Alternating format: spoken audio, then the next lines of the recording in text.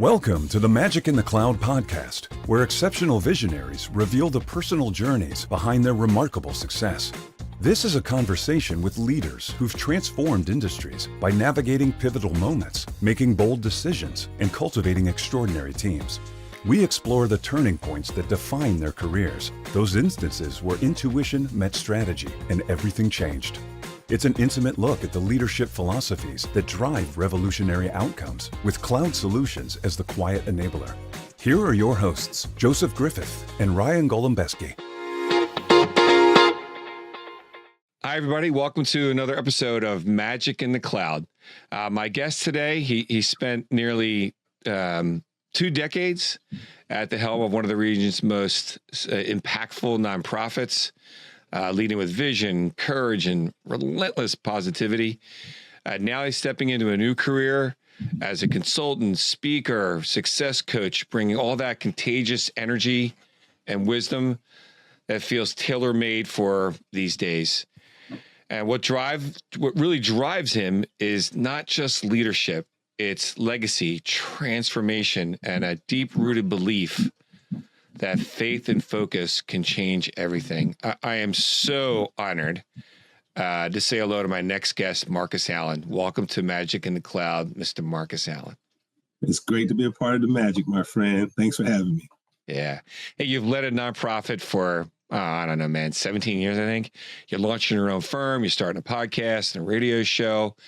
And by the way, you haven't used an alarm clock. I think you said 6 years, could be longer. But what does wake you up in the morning and get you ready for each day? Well, Joe, first of all, yes, I am going into a new journey, a new path. But at the same time, it's aligned with what I've always wanted to do, which is how do I help people?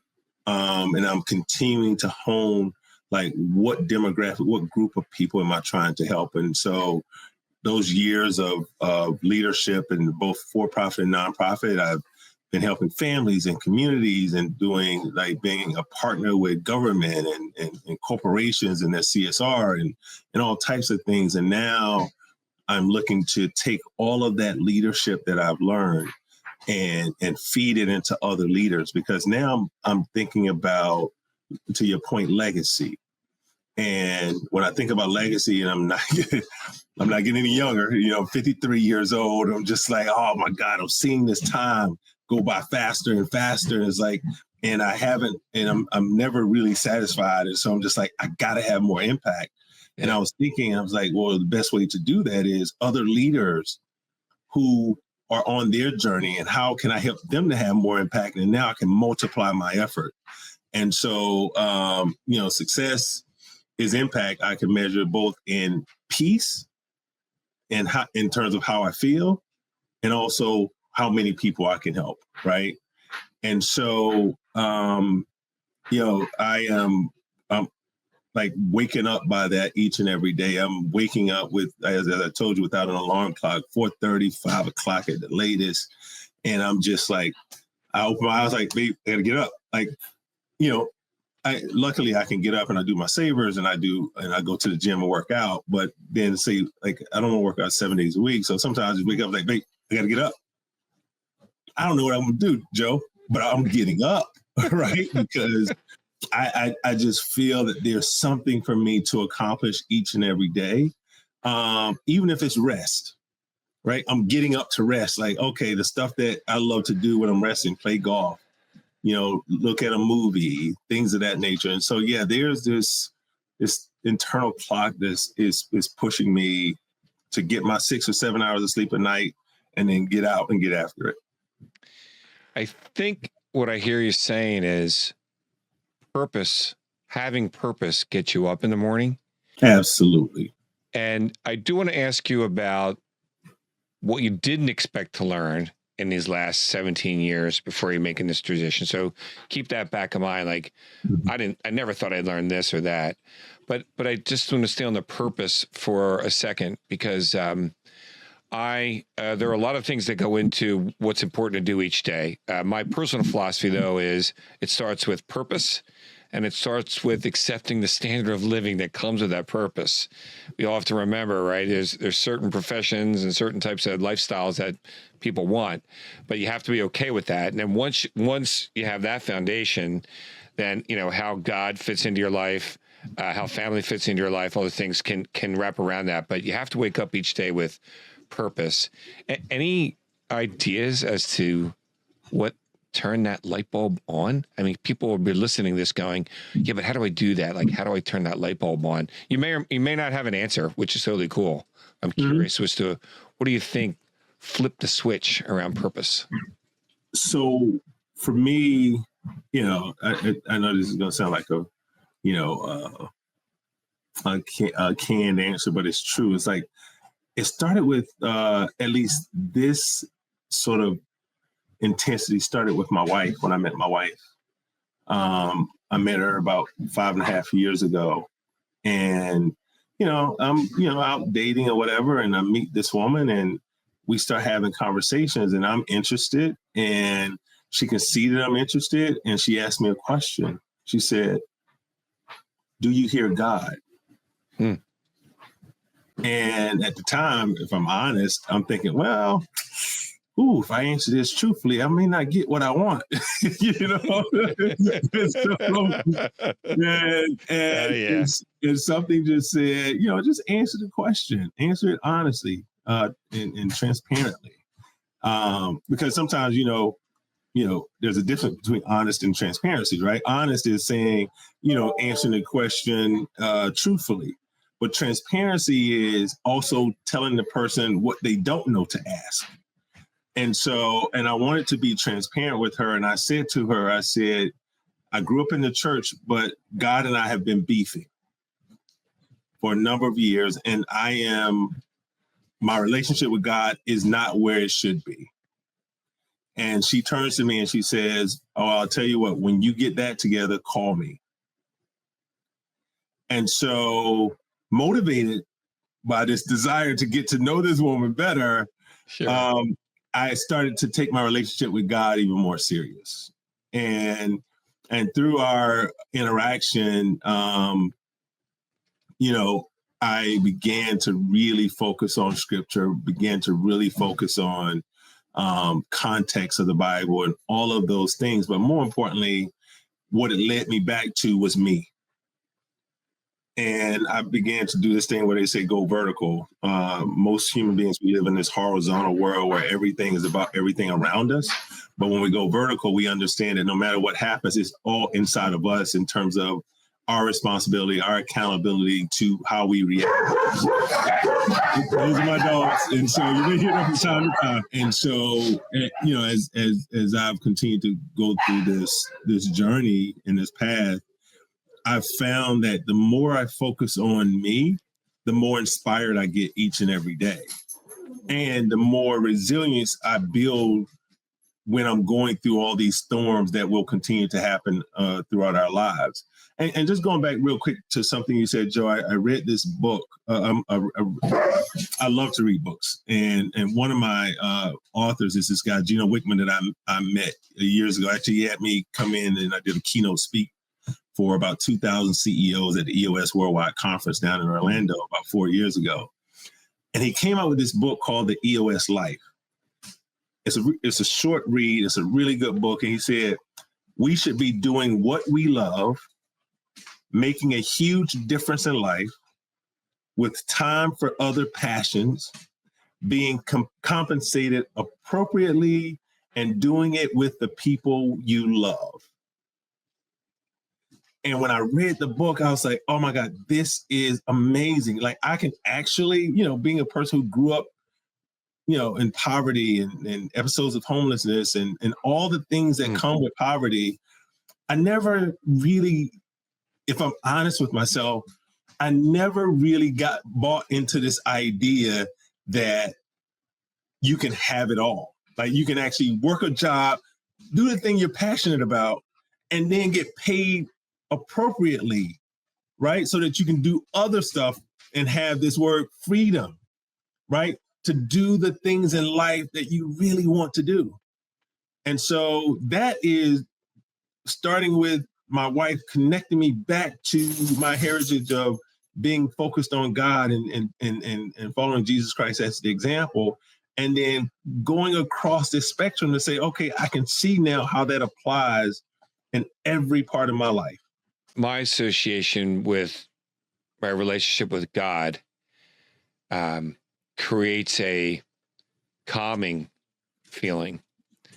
And what I've learned about when I'm calm, and being well known for being a high energy guy, sometimes they're considered like oxymorons, right? How can you have a calm, high energy guy? But what I've learned is that calming effect, attributed much to my relationship with God, also helped me to internalize validation. So in other words, self-validation, why I'm important and not worry so much. You mentioned earlier about horizontal, right? The world around us is horizontal. That includes horizontal validation. Yes. And I don't care what, we're all growing up, man. You're even the best intentions, like, don't worry about what people say. It's not easy when you're younger. Yeah. Arguably then, figure out where God's relationship comes into play when we get a little more connected. But for me, that's what happens. So if it's God's grounding, if it's other things that calm me down and not worry so much about other people's validation, what's ironic, assuming you have good intentions, is you're able to offer a better version of yourself, which then of course starts the whole attracting more people to you. And like you said, whether it's career and finances, whether it's hanging around with people you love, etc. But I think that's one of the gifts that my relationship with God gave me, which is to calm me down. Yeah. And it allowed me to be a better version of myself. So thanks for sharing that. And I love the story that it was all about a cute girl you want to track down. Tell a little story. I was successful, my friend. Tell us a little bit about, give us a brief summary. I know, Big Brothers, Big Sisters is well known. Give us a little bit of background on that. And not that we're going to put that way in the rearview mirror, but give us a little bit of highlights of that. But tell us about, and then tell us, the transition to the new business and what you're doing there. Yeah, so I've been the president and CEO for Big Brothers Big Sisters Independence here in the greater Philadelphia area in southern New Jersey for 12 and a half years. And I started my plight in the nonprofit space probably about 4.5 years prior to that, where I was a CEO for another nonprofit. And so Big Brothers Big Sisters, when I got here, I was just like, man, this is like the best job that I've ever had. And at the same time, I was telling the board that was hiring me that I could commit to being here 3 to 5 years, because I was a person who I was like, listen, I like to come in, change, make it better, and then keep moving. And being in the nonprofit space wasn't something that I had a long-term vision or plan to do. It was just something I thought was really neat, that I could make decent money and be giving back and having impact that was truly measurable in this organization. Mm-hmm. And while here, I met some of the best people, and I've had an amazing experience with my board, amazing experience with the people, my staff, the bigs, the littles, the families that we work with. Big Brothers Big Sisters having this huge brand out of, I think, almost 2 million nonprofits across the country. We are ranked 10th in terms of brand value, according to the Morning Consult. And they come out with these evaluations every year. And then you look at our impact. We just had a 30-year study by the Treasury Department, IRS, and Harvard University that talks about the impact that we're having on kids, where kids in our program, they make on average about $300,000 to $400,000 more than kids who are not in our program. These kids have longer, stronger, happier marriages, right? They avoid trouble, all the great stuff, and we can measure that and we can show that. And so, imagine that you're doing your dream job and you're able to show the value of what you do. So that can also cause you to get real complacent, right? And just be like, hey, everybody loves me. I can get in any door. I can call the mayor. I can call the governor, right? These big corporate CEOs, they're looking up to me, right? And And I've seen it happen with other CEOs. Not to say that that's a bad thing. If your goal is to be in nonprofit doing that work for the rest of your life, God bless you. Awesome. Yeah. That just wasn't the path for me. And one day I'm praying, me and my wife, we pray every day. And I turned to my wife and I said, babe, this is back in February. And I said, God is telling me it's time to leave. Mm. And she says, and at that time we had been married almost a year. She said, leave what? Right. And I said, leave my job. She said, "Ooh, okay."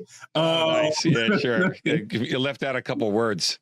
I know, right? And so, she's and my wife, in true fashion, very calm, like yourself, and she says, "So is God telling you what the next steps are?" And I said, "No, He hasn't shared that with me yet." Nice. I said, "But delayed obedience is disobedience." And so I immediately told my chair it was time for me to leave. And so we came up with this plan. And now over the course of 6 months, I started to see and talk to people. I said I was going to just do lunches and dinners and drinks with people just to ask for advice, right? With people who were at my level or at least 2 levels higher, and just say, hey, what do you think? You know me. What do you think I should be doing? And they gave me all of this data. And a couple people said, Marcus, you're a natural coach. And then I started to look into that. And then I started to think about the stuff that I had done before that and said, you know what? Coaching would be great. I love business. I can consult with other folks. I love to talk. And so that's when an opportunity just came my way from asking a friend advice. He said, why don't you do this radio show with me? And so we are finalizing to do this weekly radio show here in Philadelphia that we want to turn into a podcast. So it just all kind of came together from just asking questions. So right now you're dual threaded, if you will, right? You're starting a coaching consulting business. Yep. And you're starting a radio show that'll eventually output to a podcast. Correct. And who are the targets on the coaching side? Who are you looking for? Is it a leadership thing? Is it organization deep? You mentioned EOS, which I think is rocking. I think right now in Philadelphia, small business especially is rocking around EOS.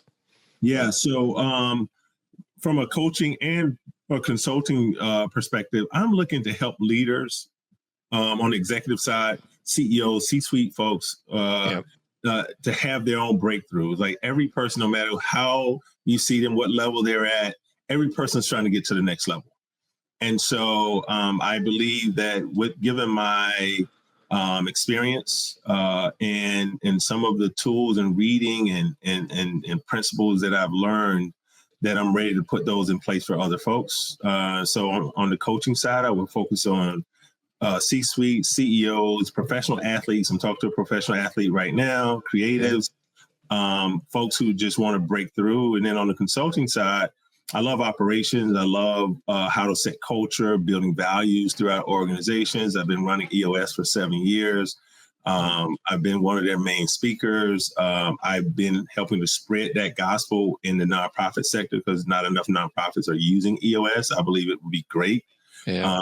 So those are the areas that I'm focused on. And for me, Joe, all of it kind of feeds itself, right? And so if I'm working with CEOs who run businesses, obviously as I'm coaching them, they're going to be talking to me about other issues they have in their businesses. And so now I'm going to be looking, I started the Allen Global Consulting Group. I'm right now trying to finalize 2 deals with one global technology company and one real estate, because I've been doing real estate for 15 years. And so nice. Doing that strategy and all of that stuff with them. And then with the radio show and podcast, to me, that's kind of like another funnel. That's a way for me. And we're going to be interviewing me and Dr. James Smith Jr., who's an international motivational speaker, who actually helped train me how to be a speaker, a paid speaker. He and I are going in together on this radio show. We're going to call it The Jam, James and Marcus show. Nice, dude. Also, nice. You see that, right? And so I like The Jam. And The Jam also stands for, when we're going to be interviewing CEOs and leaders. And The Jam says, okay, you're on the show. Say, hey, Joe, what's your jam? Like, what's your calling? What's that gift, that God-given gift that you bring to the table that you are just exploiting leveraging to the fullest? And then the second half of it is, what's jammed you up? What's been that traffic jam, that hurdle, that obstacle in your life They help to build that resilience and this confidence in you that says, I can get through anything because I've overcame that thing. Love the idea, and has a lot of threads that are similar to why we started Magic in the Cloud. And I think the market still is, I know the market is just really thirsty for that, because we've had 10, 15 years of methodologies and checklists, which are all of value, but I feel like they often miss the human values, like credibility and trustworthiness and authenticity, things like that. So I'm super excited for you, man. And let me talk about what I feel is I know is one of your superpowers, and it's hard to articulate. But we talk about that word trust. It's used so frequently. What are your thoughts? What's your approach around building trust with people? Because you must be doing it if the CEO or the leadership says, hey, we've got another problem, not what we paid you to do. We've got another problem. Do you know how to solve that? We have another issue. Do you know how to solve that? People have to trust you, let alone think you're qualified to help them. Yes. Talk to me a little bit of how you go about building trust quickly with people. Yeah, I believe in the quote from Stephen Covey that says everything moves at the speed of trust, right? And I found that to be true, not just in the boardrooms, but in the community, in my work. And now I'm sure that's going to be true in my consulting. And so if I can establish trust early by listening well and delivering on quick wins, projects will move faster, costs will be less, and relationships will go deeper. And so for me, I believe the reason I was able to rise so quickly in a lot of the roles I've had in the past is because I've leaned into being genuine and authentic in who I am. And when you do that, it disarms other people and allows them to be authentic and genuine in their paths. And so now people have this tendency to feel like they owe you, right? They have this tendency to be like, well, Marcus did this for me, and now I want to do something for him. Right. And so and the greatest thing I think you can do for a person is help them find themselves. And so in business, in consulting and coaching, and when I've been the CEO and I have leaders under me, like I have so many of my leaders who come back to me and say, Marcus, nobody's ever said that to me.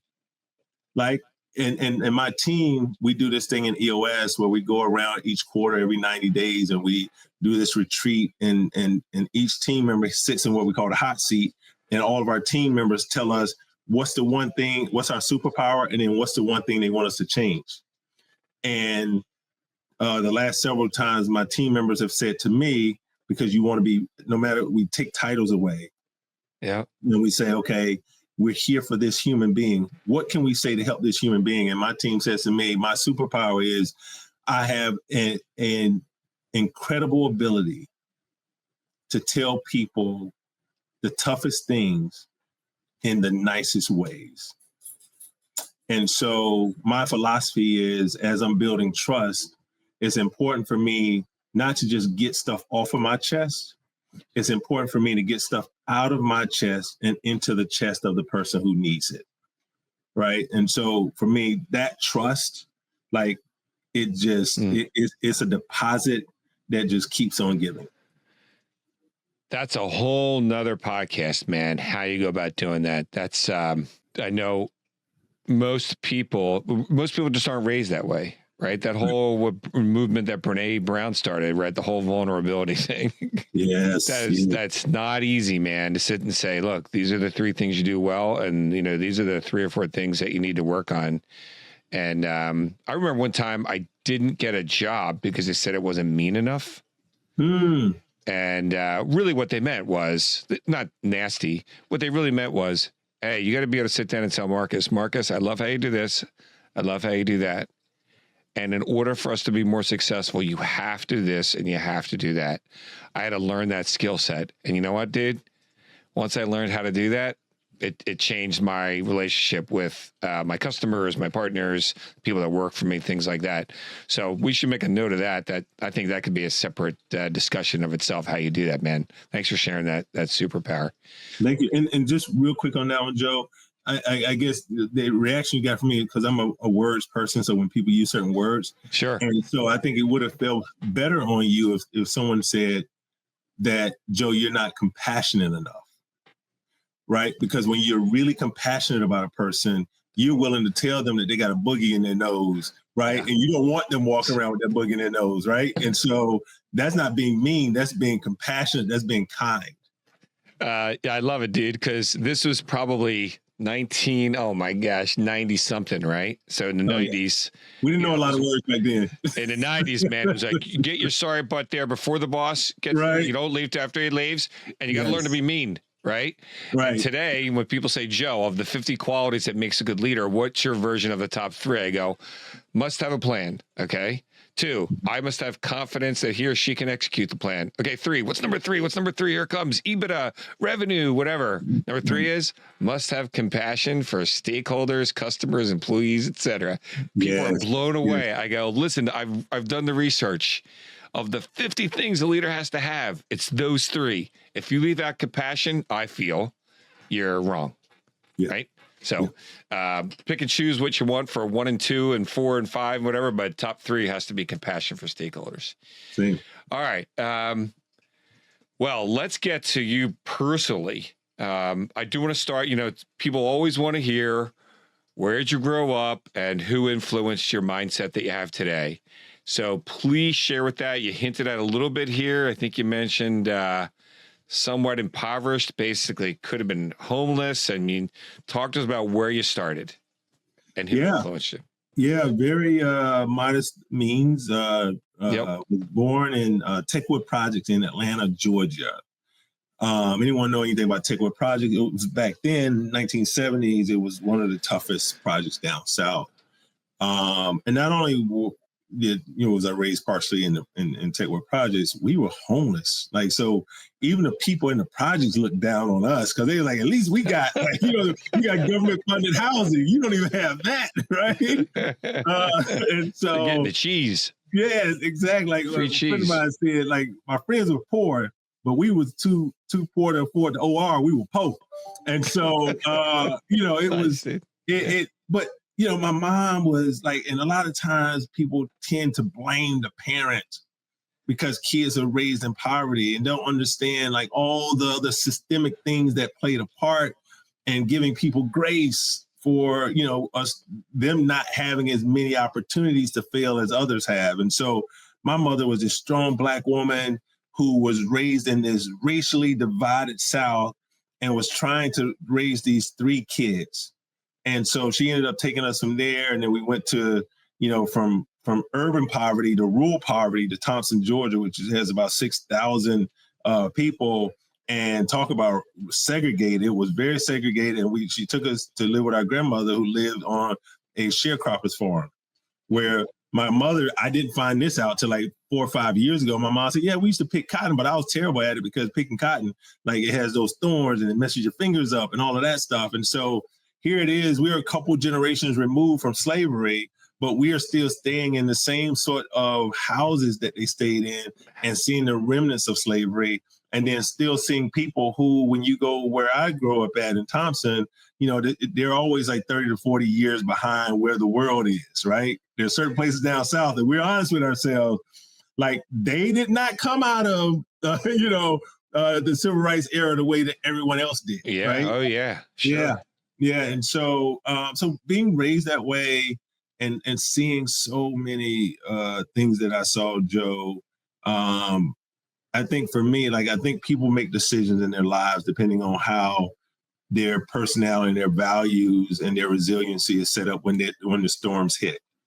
And so when I saw the stuff, for some reason, and I can only thank God for this because I don't know how this happened, I saw problems that I wanted to solve. I didn't see problems I wanted to be a part of. Right. I didn't want to sell drugs like many of my friends. I didn't want to do drugs like many of my friends. I didn't want to be on the other side of the law like many of my friends, no matter how bad it was for me and my family. Now, that's not to say I didn't do some stuff. Right. Because I think on any given day, if we were judged by the things that people don't know, like we would be sitting somewhere not so pleasant. Correct. I agree, sir. I 100% agree. I will say that, I was blessed that I did not, get put in situations that some of my friends and colleagues got put into. And then I was able to leverage other situations that I was put into, which my grandfather, who was always an entrepreneur, taught me the benefits of hard work. I ran into a mentor, a police officer, Willie Williams, at the age of 12, who, what I didn't mention is when I was born, I had a medical condition that affected my knees. And the doctor told my mom when we were homeless that I would never walk or play sports because she couldn't afford to get the surgery. And so he told me at the time, he said, Marcus, never let someone tell you what you can't do. He said, at the end of the day, you can always out hustle anyone. Like, there's no limit on how hard you can work. And so I took that mentality, because this Black man who was pouring into me, who I looked up to, who had gone to college. And my biggest dream growing up was to go to college, because my mom never completed high school. My grandmother never completed middle school. And so education wasn't a big thing. Their thing was get out of school as soon as you can and go work in a factory, right? And go make that $8 an hour. And that was going to be the thing that you focused on, so that you can pay your bills. And every week, just make sure your bills meet. Like, there's not too much month left, more month than paycheck left at the end of the month. And so that was how I grew up, Joe. And then I was able to, parlay that hard work ethic into the classroom, where I ended up getting an academic and an athletic scholarship, went to college, played ball there, did well, got inducted into the Hall of Fame twice for basketball. Where'd you go to school again? I forget. Payne College, Augusta, Georgia, HBCU. Nice. Go Lions. Nice. And then from there, Bernie Biggerstaff, who was the general manager. Oh, yeah, sure. The Denver Nuggets, took a chance on a guy. I was Division II Black College Player of the Year, and brought me into the camp. And I was there for a short period of time, went overseas, played pro ball for about 6 or 7 years. And then I came back to this country and started working. Nice. Well, since I love sports so much, that's another episode I'd love to do with you, which is what it was like to play hoops internationally and get a shot at the NBA. That's fascinating. My old roommate from Delaware, Kenny Luck, who was an Upper Darby guy, got drafted in the 5th round by the Bullets many years ago, back around 1982. And it was really cool. I kind of hung out with him for a year or so down at University of Delaware. It's a really fascinating journey as well. I live in Delaware now, just so you know, Joe. What's that? I moved to Delaware 4 years ago.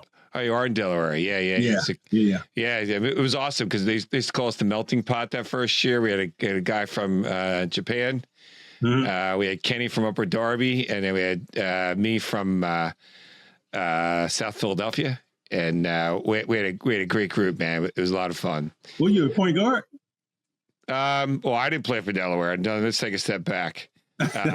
No, I was a good player. You'd want me on your rec team. Okay. My nickname was Instant Offense.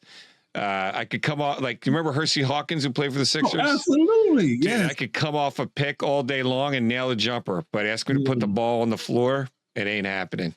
Yeah. The other thing I could do is I could guard up. So at 6'1", I think I look 6'3" or 6'4".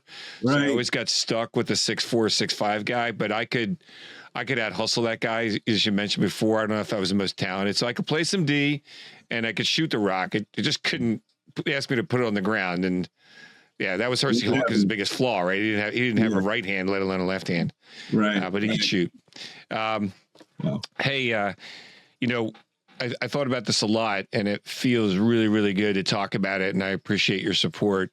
I always like to ask about life-changing moments, and the more I've gotten to know you, I know that recently, I'll call it, you had an amazing, I think somewhere around 28-year, amazing life-changing moment with your daughter, who you happened to lose recently.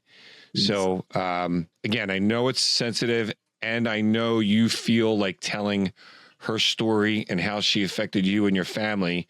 You see it as something that, can help others and has helped you.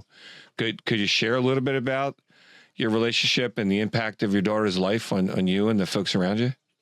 Yeah. We were talking earlier, and I'll share with you that, over the past 2 weeks, we had a family loss of my oldest daughter, Natasha Allen, who died at the age of 28, who was just an amazing spirit. I met her mom when I was playing pro ball. I was 23 years old. Her mom was 19. And, we were young and we were in Sweden. And her mom was this aspiring ballet dancer. And I was this hooper trying to get back to the NBA. And, we dated. And then a year or so later, we had Natasha. We got married. And, Natasha, just this resilient young spirit who ended up growing up a good part of her life in Sweden, a little bit homogenous, right? Because, her mother has African heritage and Sure. she experienced her own version of, if not racism, nationalism. And so it kind of molded her, kind of like we were so similar. Like she took that and turned that into, lemons into lemonade. And then we moved her here to the United States. Went to Beverly Hills High School and never made a B, only made A's. Joe, smart as a whip, and was a ball player. Those European ball players, they're always really technically sound, fundamental. Yep. And she was true to form, and had offers to play D1 ball, and decided her senior year of high school at Beverly Hills High School that she wanted to not play ball and pursue business, international business, spoke 4 or 5 languages, ended up going to University of Penn. In her senior year, we found out that she had cancer, this really rare form of cancer called synovial sarcoma. And it's a cancer that affects the limbs. And so my daughter had a 6-year battle with cancer, and she just, she laughed at cancer, even though the pain and stuff she went through. I remember when one time, I think she was still in college or just graduated from Penn, and she did a chemo and all her hair fell out. And so she came on social media and put this thick mustache on and did this whole Steve Harvey skit. Oh, yeah. Yeah. And her friends kind of posted, it went viral, and they raised like over $30,000 for her. And so she's just this amazing spirit, had 25 million likes on some of her posts. She journeyed her cancer journey, captured on ABC News, 2 specials that they did on her. And then we celebrated her homegoing 2 Sundays ago to a packed standing house in Brooklyn, New York. And people got up, and ABC, I think the chief operating officer from ABC News, who my daughter did 2 internships with, got up and said that, they received messages from Africa, Europe, Asia, all over the world, talking about how my daughter changed their life. And so if there's anything that a parent can want for their child, at least from my perspective, is that your child comes here and helps someone else. No matter what happens, that they come to this earth, and when they leave, somebody's better for it. As a parent, I think it's really, important for me, at least, that each of my 4 kids, make their mark on this world. And so with what Natasha was able to accomplish in her short life was nothing short of amazing, extraordinary even. And I'm sure every parent thinks that of their child, as they should. But we have receipts for Natasha, right? We have receipts for a life well lived. And so when people come to me and they're like, well, I know you should, take time off to grieve, and you should, you got all this advice for you. I think that is a little short-sighted. And I know people mean, they mean well, but oftentimes, grieving is an individual sport. And it's something that each person does differently. Mm-hmm. And for me, it's, hey, I don't have an emotion that allows me to grieve right now. What I have an emotion for is, really thinking about the goodness that my child spread in this world. And the grieving and that that sadness may or may not catch up with me at some point, but I'm not chasing it. What I am chasing is meaning and the lesson here for myself and how I can use that lesson to help others. It brings up so many awesome things that I consciously made a decision to embrace with loss. My gosh, about 25 years ago. I think number one comes to mind. I heard someone say, hey, a celebrity, hey, if you passed away tomorrow, what would you want on your tombstone? And this celebrity said, I raised good kids, right? One. And this guy had a lot he could offer, right? Pulitzer Prize winner and a Hall of Fame writer, those kind of things. The second thing that comes to mind, something you and I talked about, which is through all my travels and journeys of funerals, I don't know, somewhere along the line, just decided that it can't just all be grieving, right? You have to have gifts that come from it. And I think that's a lesson that you're sharing with everyone, which is your daughter offered. Today we use the word receipts, right? Yeah. But she offered so many gifts that to take advantage of all those gifts that she offered. That's a long run in life to bring in her gifts every day, all the time. And the third thing is what you mentioned earlier, which is the grieving hasn't caught up with you as much right now. And I know we talked prior. I said I had this happen to me, and he said, "Don't worry, man. It could be 3 months, it could be a year. You think you're going to laugh, and you wind up crying." Yeah. And you think about her 10 times in a day, and then you don't think about her for 2 weeks. You feel a little guilty about that. Then you think you're going to start crying. You start laughing. And to me, that's to me, when people are saying, "Hey, I feel sorry for you," and time heals all wounds and all that, you nailed it, right? Is they're just trying to take the pain off of you. Yeah. Whereas what I think you and I are both cut from the same cloth there, which is literally just to integrate it and just kind of see where it takes you. So thanks for sharing. I wish I could have known her, and I feel like I knew her based upon your description of her. Thanks for sharing that. Anytime, Joe. Anytime. Thank you. And thank you. I got to say thank you for your words of encouragement before we got on this. And you just, you're just a good dude, man. Like it's not, always given that someone who speaks and does the stuff you do, they're actually behind the scenes who they are in front of the camera.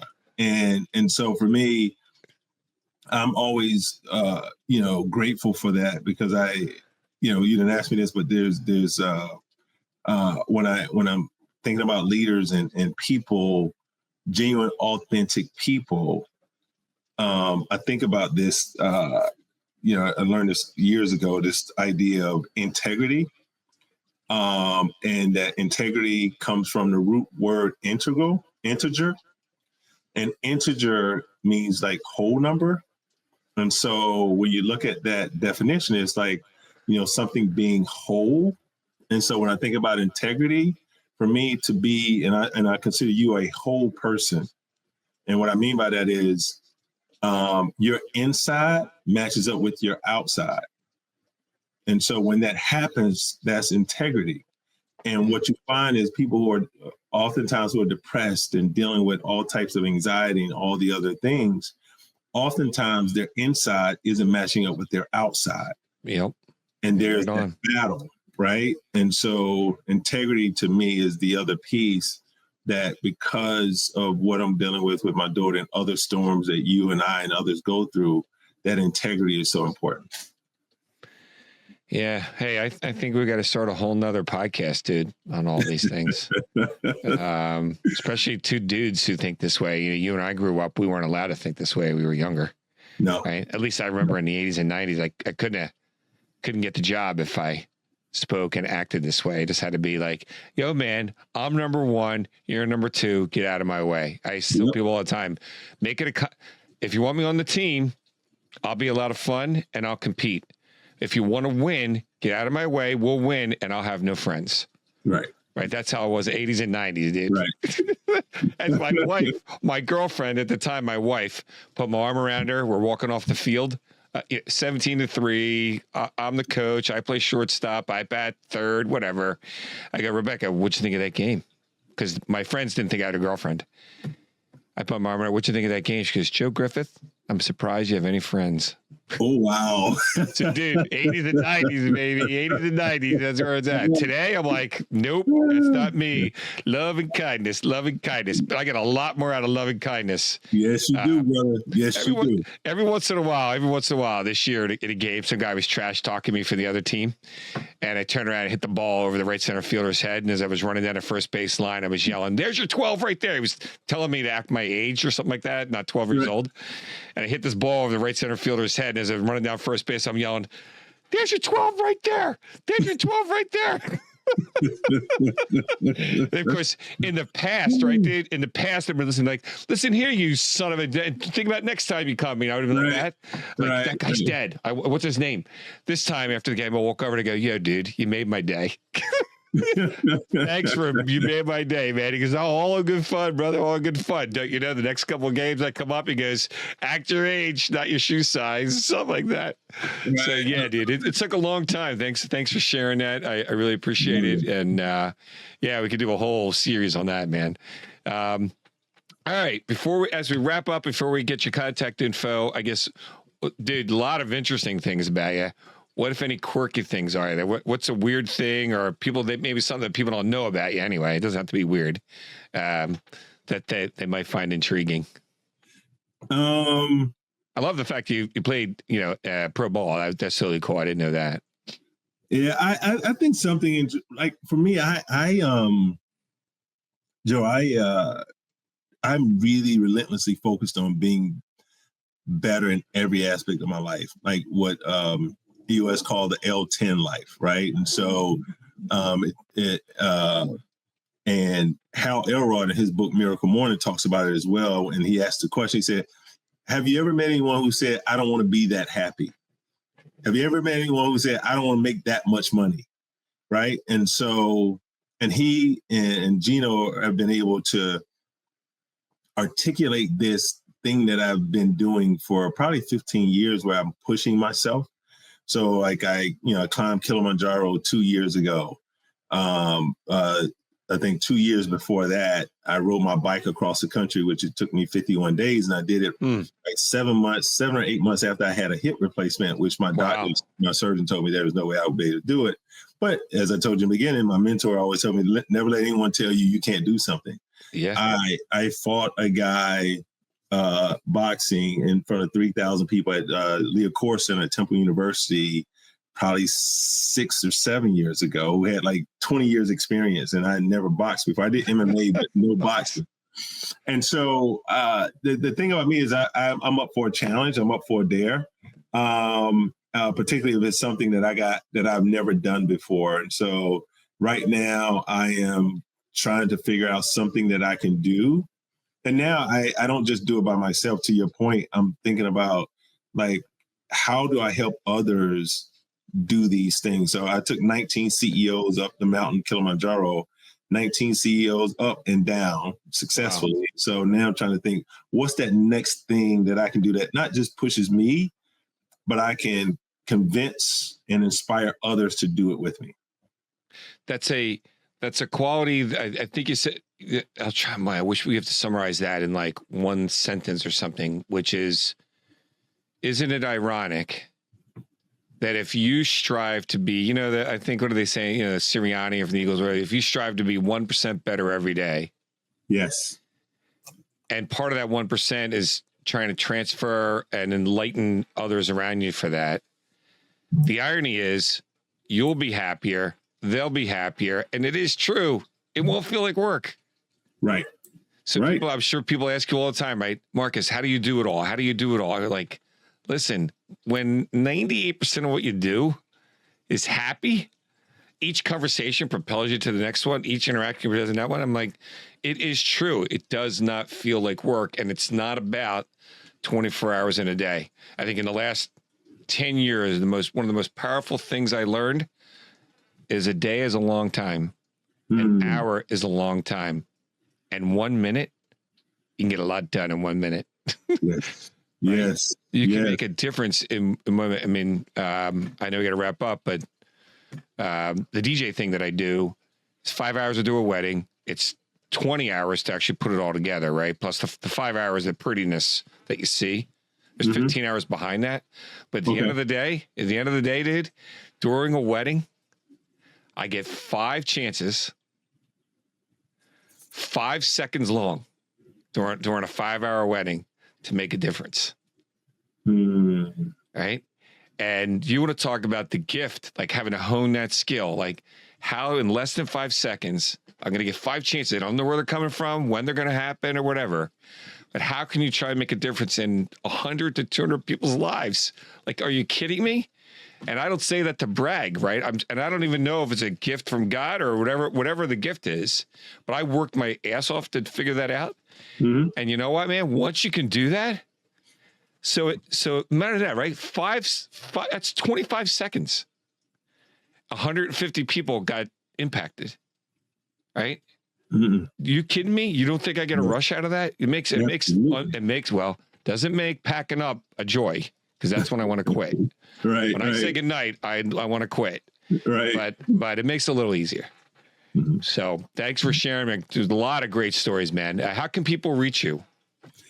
So if people want to get in contact with me, they can go to my website, Marcus at themarcusallen.com.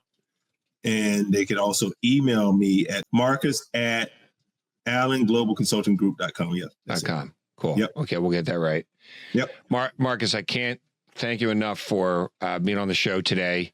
It was tremendous, my friend. It's been just fabulous. I appreciate you, Joe. And thank you for having me. And thank you for just being who you are, authentic, real, genuine. I appreciate that. And I got to come check you out when you do a DJ set, brother. I love to dance as well. You got to come see the gigs, dude. Yes. Come see the gigs. Hey, thank you so much, everybody. That brings us to the end of another awesome episode of Magic in the Cloud. And we'll see you on the next one. Magic in the Cloud podcast requires more than a conversation. It takes action, research, and collective wisdom. If today's episode resonated with you, we'd love to hear your insights. Join the conversation and help us shape the future together. We'll be back with more stories, strategies, and real-world solutions that are making a difference for everyone. In the meantime, be sure to subscribe, rate, write a review, and share it with someone you think would benefit from it too. Thanks for listening, and we'll see you on the next episode.